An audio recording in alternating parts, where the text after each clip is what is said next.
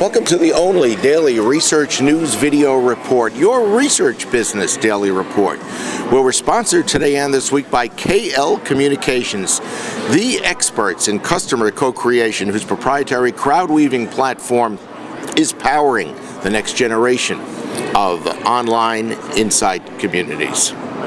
Hi from the ARF conference in New York. We're towards the end of day 2, and we decided to get together with Bill Harvey, a regular on our video programs, because Bill had some very important and interesting insights about things he has seen just today about the conference that he thinks are potentially game changers. So what's the first thing that you saw or heard today that really struck you? Well, at 8:15 this morning, TiVo Research and Symphony Advanced Media announced that they're going to be merging their panels, which is very significant because Symphony has got the most advanced panel measuring all 4 screens on the same people, and it's people data rather than household data. They've also got GPS, they're measuring social, they're measuring search, all on the same people. So it's the most comprehensive and people-based measurement. And bringing it together with TiVo means what? Well, when you bring it together with TiVo, it means not only a bigger sample size, which is in itself pretty important, but it also brings in the purchase data.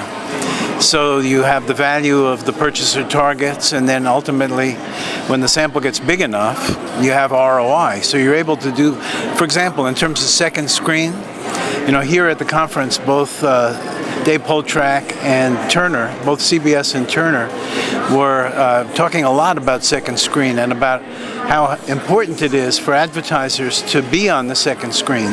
So to synchronize, use sync apps as they're called, to synchronize when people are using second screen and watching a TV show, to be able to have the advertiser appear on both screens simultaneously when the advertiser's on the main screen, and even to involve the viewer in games and interactions on the second screen with the advertiser and so on.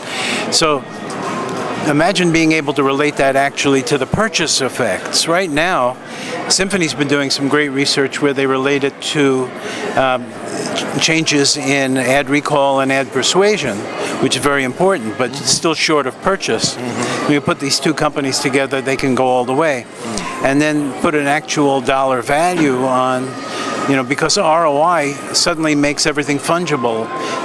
You can look at ROI in connection with CPM. Now, the other thing that was very important about today at the show, Dave Poltrak came out with an entire new CBS strategy based on, as he said more than once, very expensive Nielsen research that he's basically bought for the industry. Anybody who's now a Nielsen client finds that there's a whole set of new data that was sponsored by CBS that appears on the screens whenever anybody looks up Nielsen data now. And it's all about bringing the CPG advertisers back to the big primetime high-rated shows. They've been, over the last couple of years, going for the lower CPM shows on cable, and what he's beginning to amass is the evidence of why it's worth the extra CPM to be on his shows and other high-rated broadcast primetime shows. And he showed a lot of evidence on that today, and there's going to be a lot more to show. Now, as the TiVo research and Symphony research begins to tie the use of second screen during high-rated programs, high-engagement programs versus normal run-of-the-mill programs to actual ROI, because ROI trumps CPM. Doesn't matter what the CPM is if the ROI is higher.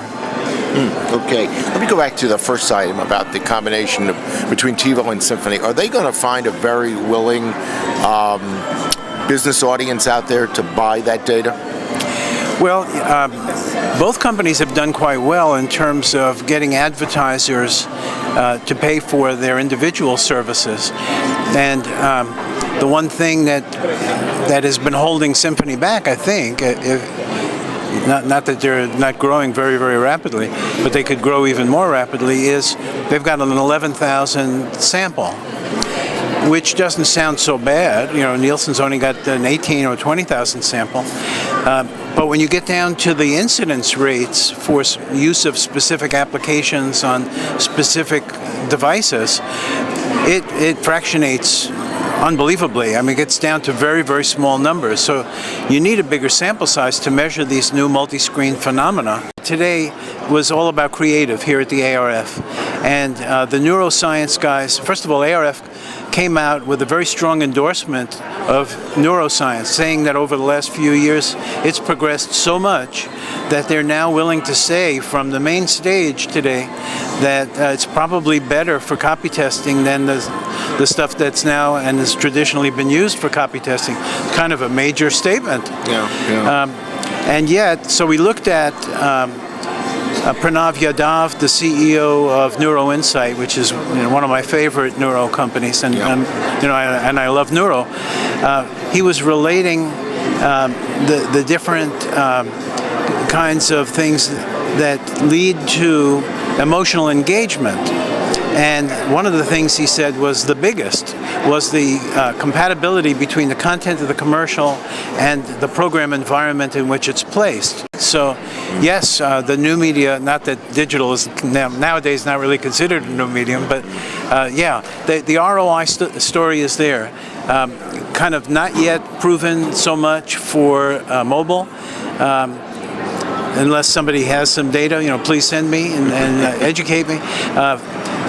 Datalogics has been showing that Facebook can prove itself on an ROI basis. So, so there's a lot of ROI evidence for new media. Let me ask you something else that's on the subject, but not about those three things that you were really struck by today. I was talking with someone yesterday about engagement.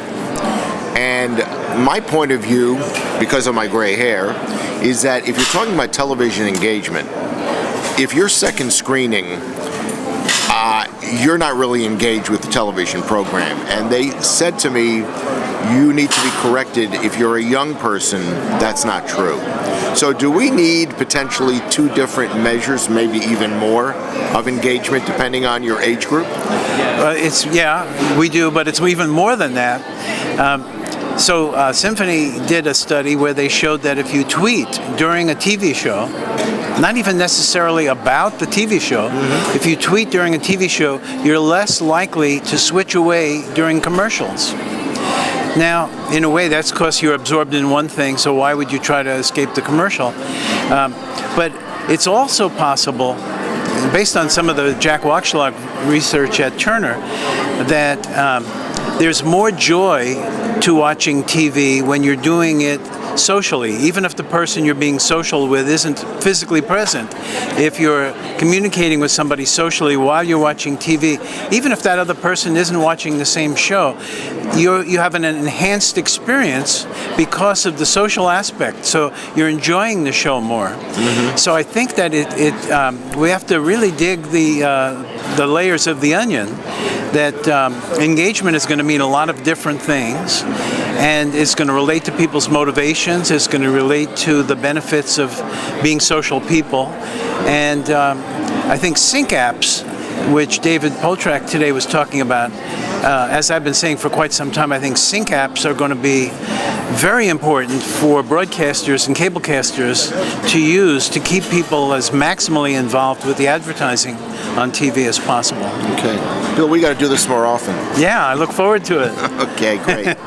Our thanks to Bill for joining us and giving us the update on what's been going on here at the ARF ReThink conference. This has been your Research Business Daily Report. We've been sponsored by KL Communications, the experts in customer co-creation, whose crowd-weaving platform is changing the way online insight communities are going to be run. We thank you very much for your time and attention. Have yourself a great rest of your research week. Enjoy your weekend, and we'll see you back here on Monday.